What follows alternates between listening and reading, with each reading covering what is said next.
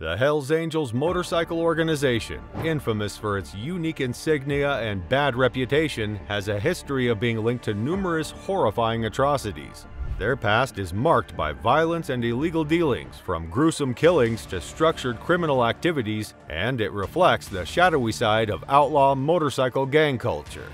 In this video, we will delve into the most horrific murders ever committed by the Hells Angels. Starting off with number 6 on the list is the Altimont Free Concert. The Altimont Free Concert, which took place on December 6, 1969, was meant to be a historic occasion signifying the end of the counterculture movement of the 1960s. The Altimont Speedway in California hosted the free music event, which included the Rolling Stones as the headliners. The concert, however, ended up being a tragic, chaotic incident that opened a new chapter in the history of rock music. Organization and security were issues that were raised early on. The Rolling Stones engaged the Hells Angels motorcycle organization to serve as security in an effort to surpass the popularity of the Woodstock concert. Unfortunately, this choice would have serious repercussions. As the concert went on, it became clear that the crowd was rowdy and that the Hells Angels were unprepared due to their use of narcotics and alcohol. A young African-American man named Meredith Hunter was spotted with a gun close to the stage when the Stones were performing. Hunter was ambushed and repeatedly stabbed by Alan Pissarro, a member of the Hells Angels who was employed as security. The incident, which was caught on camera, revealed the savage act of violence in the midst of the concert's mayhem. Hunter succumbed to his injuries, and his passing served as a metaphor for the counterculture movement's sinister undercurrents. The Altimont Free Concert came to stand for the terrible conclusion to the 1960s peace and love philosophy. The risks of unbridled violence and drug abuse within the counterculture movement were made clear. The incident had a significant effect on the music business and prompted a review of crowd control and security procedures at concerts. The Altimont Free Concert acts as a somber reminder of the possible outcomes when things go wrong. Coming in at number 5 on the list is Nancy Spungin. On October 12, 1971, an event involving Mick Jagger's girlfriend, Nancy Spungin, occurred and was the subject of debate and rumors. Nancy Spungin, an American with a difficult past and connections to the punk rock movement, was discovered dead in a hotel bathroom in London. At the time, Nancy Spungin was Jerry Hall's girlfriend. Jerry Hall had previously served as Mick Jagger's bodyguard. Her death circumstances are still up for discussion and speculation.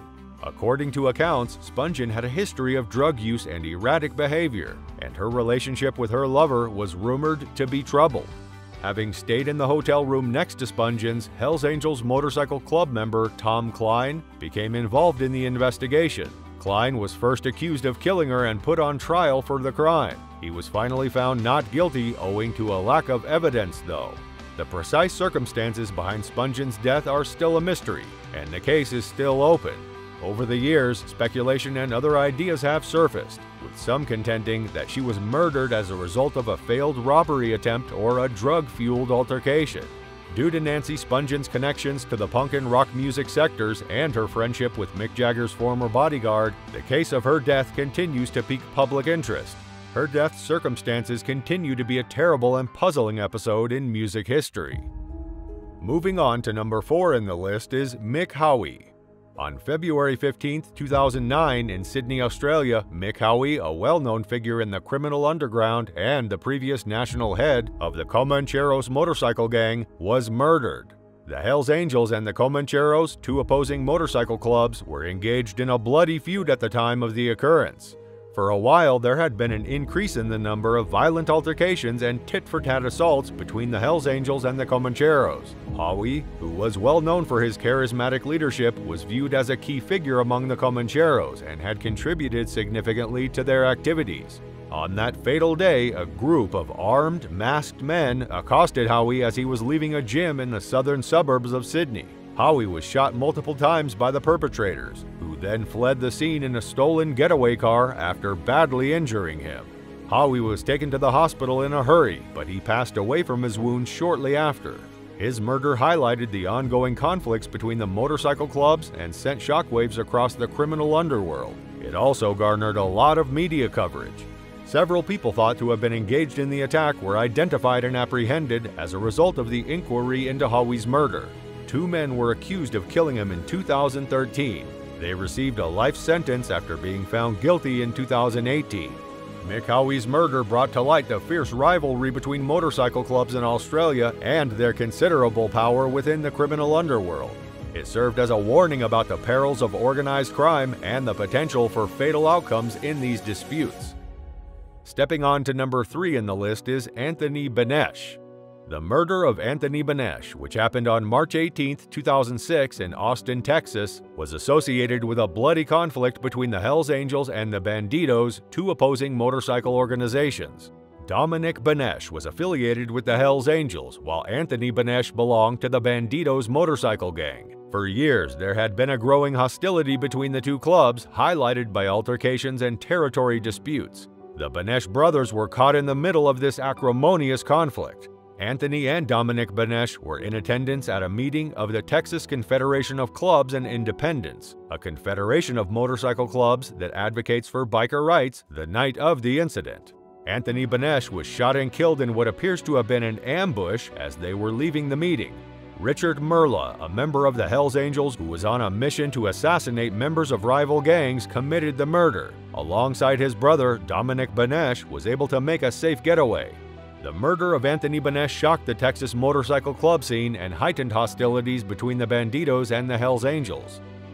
Coming in at number 2 on our list is Dino Big D Haney. On April 27, 2002, Dino Big D Haney was involved in an incident that happened during the Laughlin River Run, a motorbike rally that took place in Laughlin, Nevada. Although the specifics of Haney's killing are not well known, it is known that there was a violent altercation between the Hells Angels and the Mongols Motorcycle Club. Dino Big D Haney, a member of the Mongols Motorcycle Club, was slain in the altercation by a Hells Angel. The fight was a part of a protracted conflict between the 2 infamous outlaw motorcycle groups. At the gathering, the gunshot caused chaos and panic, causing participants to flee for cover and law enforcement officials to hurry to the area to regain control. The episode heightened hostilities between the Hells Angels and the Mongols, inspiring other acts of violence and vengeance in the years that followed. Moving forward to number 1 in the list is the murder of Jeffrey Jethro Pettigrew. On September 23, 2011, Jeffrey Jethro Pettigrew was killed at a motorbike show in Sparks, Nevada. The Hells Angels Motorcycle Club's San Jose branch was presided over by Pettigrew. The Hells Angels and the Vagos motorcycle gang had been at odds for quite a while when the event happened. Members of the Hells Angels and the Vagos got into a fight during the expo. Pettigrew was shot numerous times while he was standing close to the Nugget Hotel Casino's entrance, owned by John Asquaga. The shooting caused a chaotic scene as everyone ran for cover and law enforcement arrived quickly. The shooter who killed Pettigrew was identified as Vagos Motorcycle Club member Ernesto Manuel Gonzalez. Gonzalez was promptly detained and charged, among other things, with first-degree murder. The murder of Pettigrew increased hostilities between the Hells Angels and the Vagos, sparking reprisal attacks and an uptick in violence. The incident increased scrutiny of outlaw motorcycle organizations' operations and attendance at public events. The murder of Jeffrey Jethro Pettigrew brought attention to the risks and drawbacks of conflicts and rivalries between motorcycle organizations. It highlighted the likelihood of violence and the tremendous effects it might have on the people and communities affected by these conflicts. So these were some of the most horrific murders that took place in the history of the Hells Angels. Which one did you find the most horrific? Do let us know in the comments below.